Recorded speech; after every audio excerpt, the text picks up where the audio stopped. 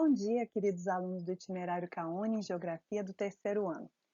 Aqui quem fala é a professora Cláudia Luz, que acompanha vocês toda quinta-feira, e hoje nós vamos para a nossa aula 23, que é referente à nossa sequência didática 7, que nós começamos na aula passada, que são as desigualdades, tensões e conflitos no continente americano. Os objetos do conhecimento, nós vamos relembrar algumas implicações históricas, econômicas e étnicas das tensões e conflitos na América Latina, e hoje nós vamos abordar especificamente a América do Sul e o caso da Venezuela. Nós vamos identificar alguns problemas políticos e socioeconômicos que levaram a essa crise nesse país e consequências da migração, principalmente no Brasil. E por que abordar a Venezuela, né? Por que não abordar outro conflito? Porque é um conflito que está atual e ele teve repercussões diretamente no espaço geográfico brasileiro, e nós estamos seguindo a orientação do planejamento dos tópicos em ciências humanas, proposto para a geografia, tá certo? Então vamos dar sequência. Bom, com relação às desigualdades, tensões e conflitos no continente americano, na aula passada nós já identificamos algumas causas e origens das tensões e conflitos na América. E aí eu coloquei uma relação aqui só para a gente relembrar algumas dessas causas que nós identificamos. A primeira e uma das principais é o processo de ocupação do continente, que nós vimos que ele se deu na parte norte do continente, predominantemente por ocupação anglo-saxônica, e do México para baixo, nós tivemos uma ocupação de origem latina. Então, predominantemente do México para baixo, nós temos a questão linguística, que predomina a língua espanhola, e a língua portuguesa, principalmente no Brasil.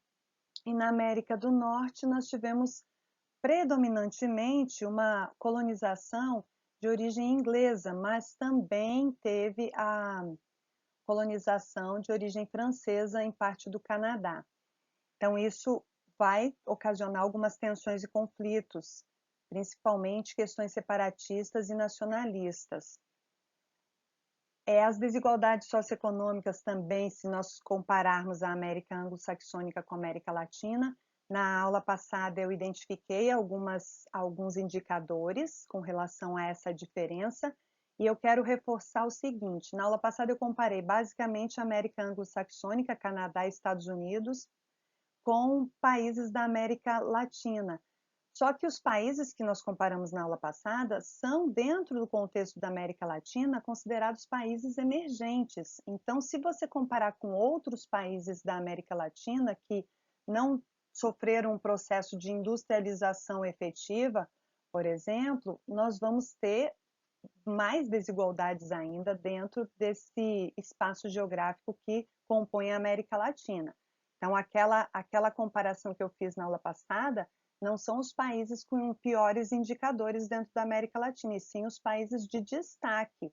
E comparando com a América anglo-saxônica, vocês viram que tem uma grande desigualdade entre esses dois contextos do continente americano. Essa questão pode gerar conflitos, né? E, no caso, tanto a primeira como a segunda, que é o processo de ocupação e as desigualdades socioeconômicas, elas podem gerar uma disputa territorial e fronteiriça. Basicamente, a disputa territorial e fronteiriça é decorrente desse primeiro ponto aqui, que é o ponto de como que se deu a ocupação do continente. Isso aqui é uma consequência, mas que pode gerar conflitos territoriais e fronteiriços.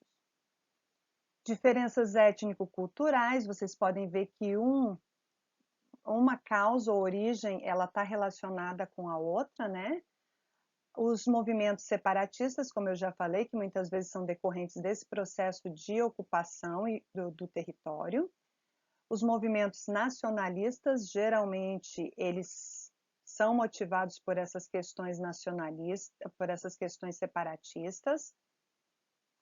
Questões políticas e guerrilhas, né? Nós vimos que, comparando com outras partes do mundo, no continente americano nós temos uma grande quantidade de movimentos de guerrilhas, Inclusive, eu identifiquei alguns na aula passada. Vamos em frente. Com relação às tensões fronteiriças do século XIX ao século XXI, que alguns nós já vimos na aula passada, inclusive, né? Nós temos aqui, eu achei interessante colocar um mapa relacionando essas tensões fronteiriças desde o século XIX até a atualidade, porque aqui nesse mapa ele identifica por cores diferentes os conflitos territoriais e fronteiriços que ainda persistem, os que já ocorreram, mas a partir do século XIX, mas estão adormecidos, e os que estão em verde que já foram resolvidos, né? Então, questões de demarcação no século XIX aqui entre Brasil e Argentina, questão de conflitos que já foram resolvidos entre o Uruguai e a Argentina por conta de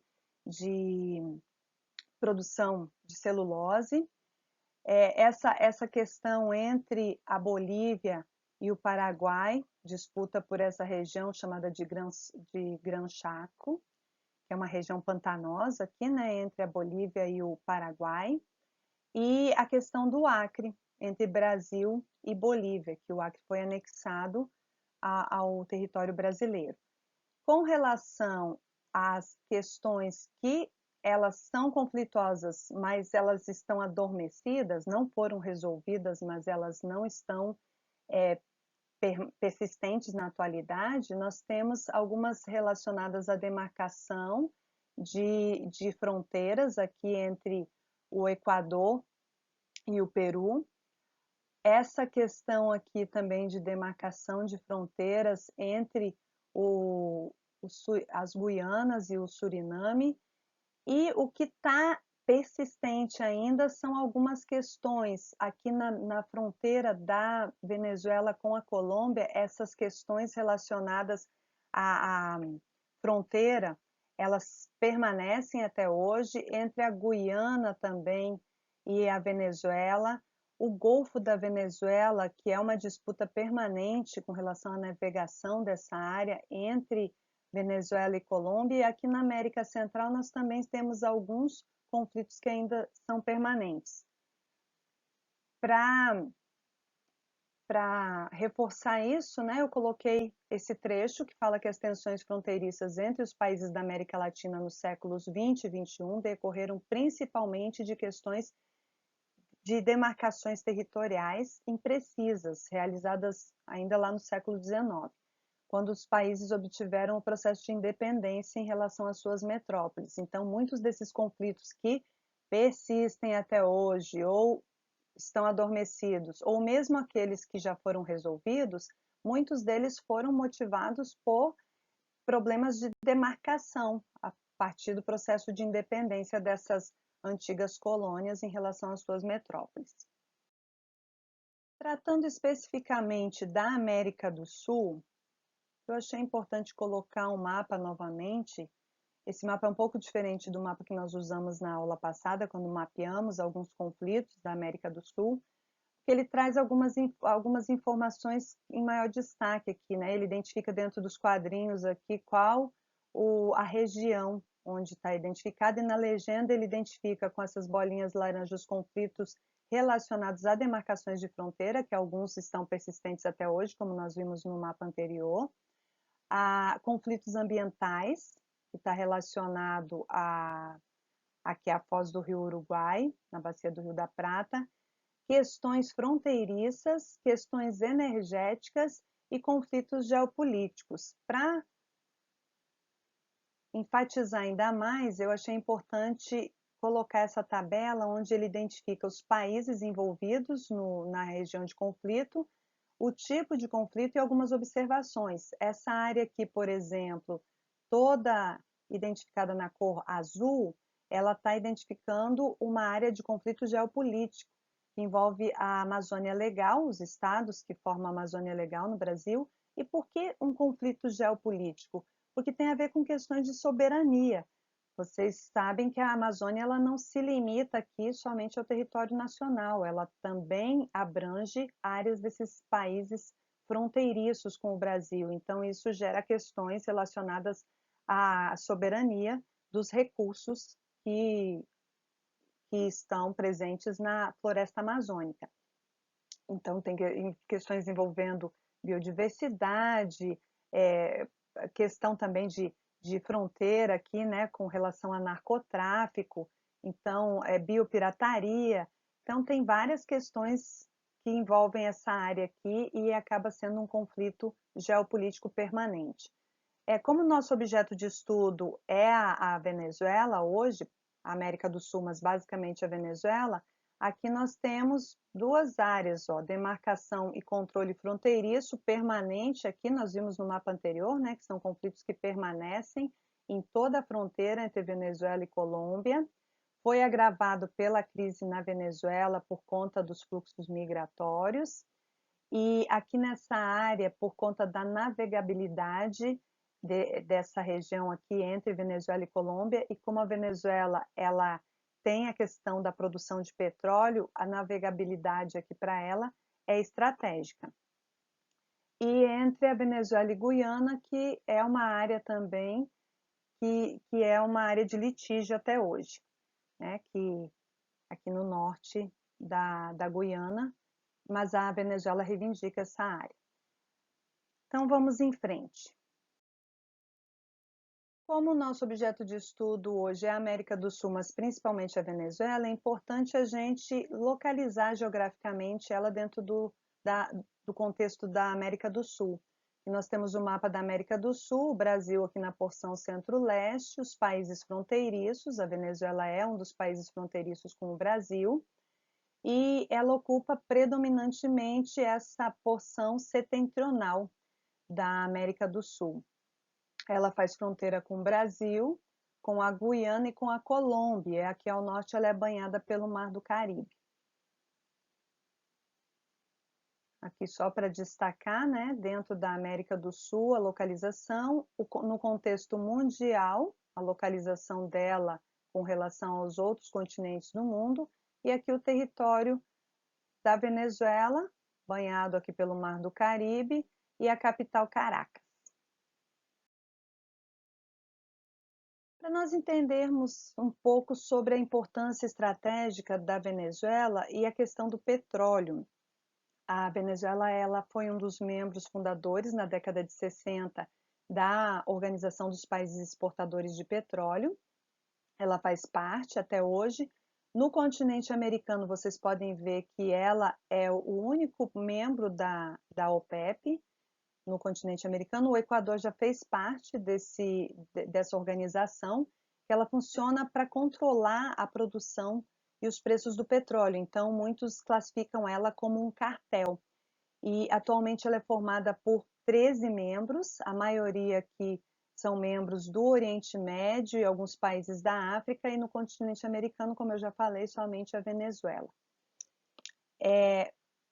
A respeito dessa importância da Venezuela e do petróleo como uma questão estratégica. Ela é, como eu já falei, um país membro da OPEP, ela é detentora de grandes reservas de petróleo no mundo, pessoal. Mas o fato dela ser detentora de grandes reservas de petróleo não quer dizer que ela tenha um destaque como país produtor e exportador. Ela já teve um grande destaque como país exportador, principalmente dentro do contexto da América do Sul, mas atualmente, por conta da crise, ela está enfrentando alguns problemas, porque a dependência do país em relação a essa commodity, ela acabou se tornando uma dependência extrema. E aí, com a variação dos preços do petróleo, principalmente a partir de 2014, a questão econômica da Venezuela vai ficar bem agravada. Nós vamos entender melhor essa situação um pouquinho mais para frente. Então, dados atuais mostram que as reservas do país correspondem a mais de 25% do total global. Mais da metade do petróleo mundial se concentra aqui no Oriente Médio, com destaque para a Arábia Saudita, tá certo? Mas dessa mais da metade da produção e da concentração de jazidas de petróleo no Oriente Médio, do restante, cerca de 25% né, desse restante está concentrado aqui na Venezuela, então ela tem grandes reservas de petróleo, principalmente petróleo pesado. Isso não é muita vantagem porque o processo de destilação ele é mais caro e como ela enfrenta um problema econômico agora, apesar de ser detentora de grandes reservas de petróleo, ela estava enfrentando inclusive problemas de desabastecimento de combustíveis. É o que eu falei aqui, ó, embora ela possua as reservas mais extensas, a Arábia Saudita fica com o posto de maior produtor de petróleo entre os membros da OPEP. Ela é seguida em relação à grande produção pelos Estados Unidos e atualmente pela China. A Venezuela ela era um importante exportador de petróleo para os Estados Unidos e se destacava como país exportador desse recurso na América do Sul, até o início dos anos 2000, ó, e atualmente ela exporta mais para os países asiáticos, principalmente China e alguns países aqui do Oriente Médio. É porque ela tem um petróleo de alta densidade, e como é um processo de destilação caro, esses países, apesar de eles terem produção de petróleo, mas é petróleo leve, eles acabam muitas vezes importando o óleo cru para fazer o processo de destilação dentro dos seus territórios. E aí, devido aos embargos e sanções norte-americanas à Venezuela, principalmente a partir de 2014, ela está enfrentando problemas econômicos, mas esses problemas eles já vêm muito anteriores a isso. Nós vamos identificar agora nos próximos slides, tá? Só para reforçar aqui essa importância estratégica, ela é a nação com maior reserva de petróleo do mundo, de petróleo, principalmente esse petróleo com alta densidade, esse petróleo é muito pesado. A produção de barris ela já foi equivalente a 18% do total, né? 296 bilhões de barris, produção relativamente pequena, apesar dessa quantidade aqui, ela era uma produção que equivalia a em torno de 3 a 4% da produção mundial. Só para comparar aqui com o Brasil, ó, o Brasil ele produz cerca de mais de 2 milhões de barris ao dia. E essa projeção de produção de petróleo por tipo na Venezuela, esse tipo de alta densidade, de 2000 a 2035 tinha uma estimativa de aumento da produção, né, que desse tipo de petróleo que a Venezuela tem em grande quantidade, que é um petróleo de alta densidade, muito pesado, só que ela passou a enfrentar problemas de crise e essa estimativa aqui ela não se consolidou, né? Aqui principalmente por conta do agravamento da crise. Então ela tem o segundo maior depósito desse petróleo considerado ultra pesado. Ela respondia, como eu já falei, por cerca de 3% da produção mundial e era o 13º maior produtor. Então, apesar dela ter uma grande reserva, como eu já falei, ela era somente a 13ª produtora mundial. Aqui no caso da produção, eu já falei que é principalmente os países do Oriente Médio, dentro da OPEP com destaque para a Arábia Saudita, e os Estados Unidos e China também têm despontado aí no mercado internacional como grandes produtores. Atualmente, a produção caiu para 700 mil barris por dia, que equivale a uma redução de mais da metade da produção da Venezuela. E como ela é muito dependente dessa produção, desse commodity, isso acaba sendo um agravante para a questão da crise econômica que ela enfrenta aí. Aqui só para identificar onde que onde que se localiza, principalmente aqui na bacia do rio Orinoco, que é onde se localiza essa grande quantidade de petróleo que eles consideram aqui petróleo ultra pesado, e além dessa área, essa região aqui do Lago de Maracaibo também é uma área de produção de petróleo. E aliado a isso, eles também produzem gás natural. Como o nosso objeto de estudo é Venezuela, vamos ver algumas questões relacionadas à produção do petróleo e à crise em relação a essa dependência, a essa produção. Aqui é um mapa mostrando a infraestrutura da Venezuela em relação à produção de petróleo, as principais áreas produtoras, que é aqui em volta do Lago Maracaibo e essa região ao longo do curso do Rio Orinoco, que é onde está aquele petróleo muito pesado. Aqui é a infraestrutura, eles têm gasodutos, oleodutos para ligar as áreas produtoras até os principais portos de exportação. A Venezuela também tem produção de gás e eles também produzem offshore, que é a produção no mar, como no Brasil nós temos, por exemplo, em plataformas continentais, né? Nessas plataformas no mar. E com relação a essa grande dependência, por que a questão de dependência do petróleo acabou agravando a crise na Venezuela? Ela passou, principalmente a partir de 2014, a ter uma gradativa perda de influência na OPEP. E essa extrema dependência desse commodity, né, fez com que agravasse a crise. E aqui vocês podem ver, só para comparar, o preço do barril, que era de 111, quase 112 dólares, em 2014 passou a ser menos de 50 dólares. Então, como a Venezuela tem uma extrema dependência, ela acabou tendo agravado a sua crise econômica.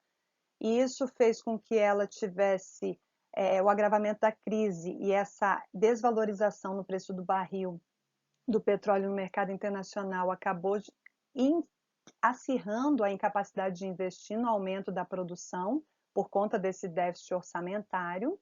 Ela foi ficando mais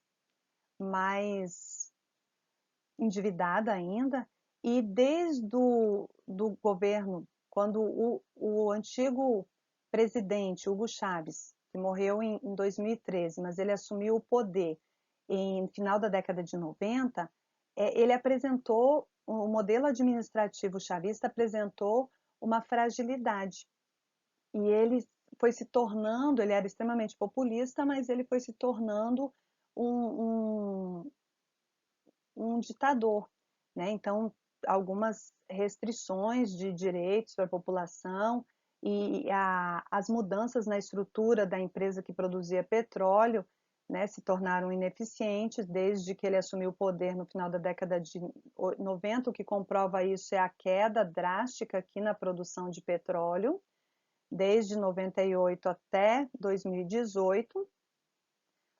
A falta de capacidade técnica, ele demitiu grande parte da mão de obra da empresa que produzia petróleo, e dentro da Petróleos da Venezuela, que era essa empresa, acabou tendo uma grande corrupção administrativa. Isso agravou a recessão econômica, trouxe uma instabilidade social para o país, porque teve uma crise de abastecimento, apesar da Venezuela ser grande detentora de reservas de petróleo. O processo de refino desse petróleo é muito pesado, ele é caro, e como ela estava com crise econômica, acabou tendo uma crise de desabastecimento não só energético, mas também de produtos básicos para a população, como alimentos e gêneros de primeira necessidade, né? Acabou agravando grandes taxas de inflação, desemprego, aumento da pobreza, e isso levou a manifestações populares reivindicando maior democracia. E para agravar mais ainda essa situação, embargos e sanções dos norte-americanos desde 2014, porque com a morte de Hugo Chávez, o vice-presidente assumiu o poder e acabou que foi de encontro a algumas políticas internacionais. Então, acabou acirrando problemas geopolíticos nas relações internacionais da Venezuela com outros países, principalmente com os norte-americanos. Mas a Venezuela ela tem alguns aliados importantes no contexto internacional, como, por exemplo, a China, a Rússia, né, que são grandes aliados, e talvez por decorrência disso ela não tenha sofrido uma intervenção militar até hoje. o sucateamento da infraestrutura produtiva e o colapso da indústria de petróleo, né? Isso foi agravado mais ainda em 2020 por conta da pandemia. Com relação ainda à crise política e econômica e humanitária, suas origens, só para reforçar aqui que a Venezuela ela enfrenta os problemas fronteiriços, como nós vimos no mapa lá, mas ela tem atualmente os conflitos internos que muitas vezes são essas manifestações populares, por exemplo, da oposição em relação ao governo do Nicolás Maduro, elas são reprimidas de forma violenta. A causa da crise principal na Venezuela, a partir da morte de Hugo Chávez, como eu já falei, ela se intensificou, e algumas das consequências, né, aumento da pobreza, instabilidade, e como eu já identifiquei aqui, e isso tudo acaba gerando criminalidade. Tem outras consequências também, pessoal, mas na verdade aqui a gente só identificou algumas. Ainda em relação à crise econômica e humanitária, os embargos que a Venezuela tem sofrido e alguns impactos. Aqui são dados do próprio governo venezuelano, que a partir desses embargos sofridos pela Venezuela, eles tiveram mais da metade de redução do produto interno bruto de 2015 até 2019, e isso também acabou ocasionando quase 100% de redução do ingresso de moedas estrangeiras, porque como o principal produto era o petróleo, e ela exporta o petróleo, né, era a principal fonte da riqueza da Venezuela. Quando ela exportava, entrava divisa, que são moedas estrangeiras. E uma das sanções dos Estados Unidos foi exatamente embargar que as trocas da exportação de petróleo fossem feitas com moeda norte-americana, no caso o dólar. E isso acabou reduzindo bastante o ingresso de moedas estrangeiras no país. E segundo o próprio governo venezuelano, eles tiveram um prejuízo anual de cerca de 30 bilhões de dólares. Isso acabou ocasionando problemas socioeconômicos de acordo com dados do próprio governo. Isso aqui são dados de 2015 a 2019 do governo venezuelano, né? Por conta desses embargos e bloqueios de riquezas e divisas, eles deixaram de investir em cestas básicas, em tratamento contra a malária, tratamento de doenças infecto-contagiosas. Então, eles vão ter problemas, segundo o próprio governo venezuelano, por conta desses embargos sofridos. Outra sanção, e aí não é por parte dos Estados Unidos, mas sim dos países fundadores do Mercado Comum do Sul, que é o Mercosul, do qual o Brasil faz parte, que foi formado na década de 90 por esses 4 membros aqui, Brasil, Paraguai, Uruguai e Argentina. A adesão da Venezuela, o aceite da Venezuela em 2012, ele já foi meio conturbado. Se deu no momento em que o Paraguai foi suspenso, né, e aí temporariamente, e por conta do apoio que o governo brasileiro na época dava ao governo venezuelano, acabou que eles aceitaram a Venezuela por influência do Brasil. E o embargo de 2016 ele se deu por questões técnicas, porque a Venezuela deixou de cumprir alguns compromissos e aí acabou perdendo o direito de participação no bloco. Questões políticas, como eu já falei para vocês, a adesão, o aceite da Venezuela em 2012, ela foi conturbada politicamente e foi uma pressão, e a mudança de governo em 2016 fez com que eles passassem e esse agravamento aqui da crise na Venezuela fez com que os países membros optassem por suspender com prazo indeterminado a participação da Venezuela no bloco. Então aqui tem as questões econômicas, né? A dependência em relação ao petróleo, a queda do valor do barril que desencadeou a crise econômica na Venezuela, se acirrou em 2016 e aí influenciou nas medidas de sanção e suspensão do bloco por prazo indeterminado. Então é uma sanção que foram os países do Mercosul que fizeram em relação à Venezuela e não os Estados Unidos. Aqui eu coloquei em destaque algumas notícias sobre a Venezuela, bem atuais, de setembro de 2021, em relação a questões políticas, a oposição política na Venezuela. O principal líder, né, o grupo liderado por Juan Guaidó, afirma que as eleições não serão justas, mas podem ser um campo de batalha útil, porque ele pleiteia aí a presidência da Venezuela. Ele inclusive se autodeclarou em 2018 como presidente. Ele teve apoio de alguns países, dentre eles o Brasil, mas atualmente quem é o presidente é o Nicolás Maduro.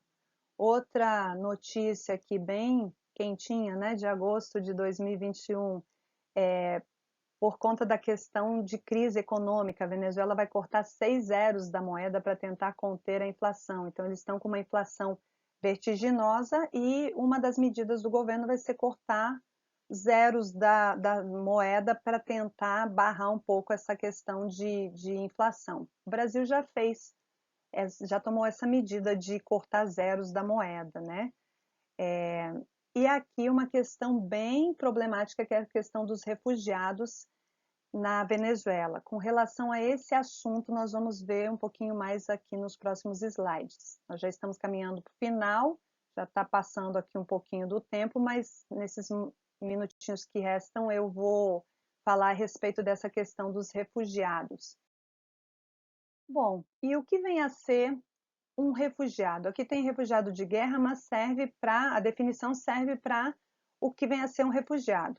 Pessoas que se encontram fora do seu país por causa de fundado temor de perseguição, que pode ser por motivos raciais, religiosos, nacionalidades, opinião política ou participação em grupos sociais. E essa pessoa, ela ou não pode ou não quer voltar para o seu país devido a esses problemas. Aqui nós temos alguns dados a respeito do êxodo, da saída de grande quantidade de população venezuelana por conta da crise e para onde que eles foram predominantemente. Né? Vocês podem ver que mais de 100 mil cruzaram a fronteira em cerca de 1 ano e meio desde a intensificação da crise em direção ao Brasil. Alguns deles, grande parte, né, mais de 400 mil foram para a Colômbia por conta da proximidade. Isso agrava questões de conflitos entre Venezuela e Colômbia. Outros, mais de 500 mil foram para o Equador e mais de 400 mil para o Peru. Então, isso acaba fazendo com que algumas tensões e conflitos, inclusive de origem xenófobas, acirrem problemas relacionados a esses refugiados. E aqui nós temos alguns distúrbios na América do Sul e os países, em 2019, né, aqui nós temos a Venezuela, a crise se aprofundou, a oposição nomeou Juan Guaidó, como eu já falei nos slides anteriores ali, como presidente, e houve uma tendência a tomar o poder, mas isso não se consolidou. Né? Com a pandemia, em 2020, 2021, nós tivemos um agravamento de algumas condições aqui, outros problemas eles arrefeceram, mas em relação diretamente à Venezuela, o drama dos refugiados ele só aumentou. Em 2020 já eram 4,6 milhões de cidadãos venezuelanos na América Latina, segundo dados desse órgão da ONU, que foi criado na década de 50, após a Segunda Guerra, para dar apoio a refugiados e garantir os direitos humanos, né? Os direitos políticos e boas condições para refugiados de guerra ou por aquelas outras questões que a gente identificou. Então, no ano em que a pandemia surgiu, que foi em 2020, na verdade, final de 2019, né? Mas aqui no continente americano foi mais efetiva em 2020, o cenário mundial, no cenário mundial, esse contingente aumentou em 8% em relação ao de 2019. E segundo o relatório dessa entidade da ONU, o crescimento do número de venezuelanos e refugiados no continente latino-americano se deu por conta do aumento do fluxo de pessoas para o Brasil, México e Peru. E ainda, de acordo com o documento, pela primeira vez, por conta do agravamento, né, da pandemia, pela primeira vez houve uma redução na quantidade, em mais de 100 mil refugiados, da quantidade da Colômbia para a Venezuela. Por conta do agravamento da pandemia, essas pessoas acabaram migrando novamente para a Venezuela, em busca de assistência. E para finalizar aqui, um título que fala da paz no mundo em que vivemos, né? Que as relações entre países são marcadas por impasses políticos, econômicos e muitas vezes por questões que violam direitos humanos. E para resolvê-los, apela-se para a mediação dos organismos internacionais. Vocês podem ver aquele órgão do Alto Comissariado, né, para refugiados, que é um órgão ligado à ONU e que zela pelas boas condições, né, das pessoas refugiadas em países que não são os seus. Então, é fundamental para garantir a paz. Contudo, a paz não pode ser entendida apenas como inexistência de guerras e de disputas econômicas, políticas e sociais, mas como uma condição que se caracteriza por relações solidárias entre países, povos e indivíduos. Então, com isso, a gente finaliza a nossa aula de hoje, que nós temos uma imagem de uma manifestação contra a repressão do governo venezuelano em 2017 na capital Caracas, e ela foi usada aqui como um símbolo, né, dessa busca de menos repressão e menos violência, em busca da paz.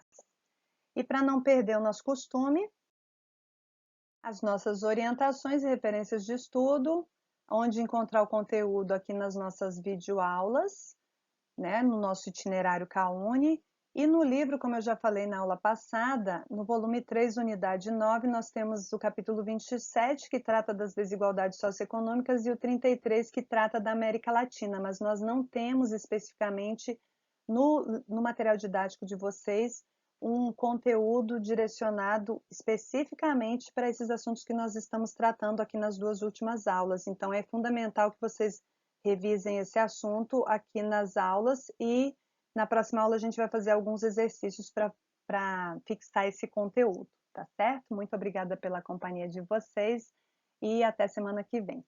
Tchau, tchau.